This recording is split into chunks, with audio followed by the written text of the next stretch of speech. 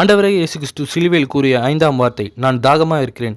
கிட்டத்தட்ட வியாழக்கிழமை முதல் அவர் பாடுபட்டிருக்கிறார். கிட்டத்தட்ட பிலாத்தை நோக்குகிறார், பிரதான ஆசாரியர்களை பார்க்கிறார், சாட்டையால் அடிபடுகிறார், முள்கிரீடம் சூழப்பட்டது.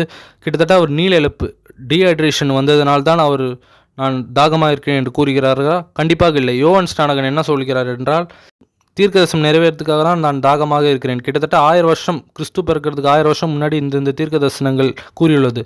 ஆனால் அதே யோவான் சுவிசேஷத்தில் பார்த்தீங்கன்னா, இயேசு சமாரிய ஸ்ரீயை நோக்கி, என்னிடத்தில் ஜீவ தண்ணீர் இருக்கிறது, எவன் ஒருவன் இயேசுவை விசுவாசிக்கிறானோ அவன் உள்ளத்தில் ஜீவ தண்ணீர் நதி ஓடும். ஜீவ தண்ணீர் என்பது பரிசுத்தாவி என்று வேதம் கூறுகிறது.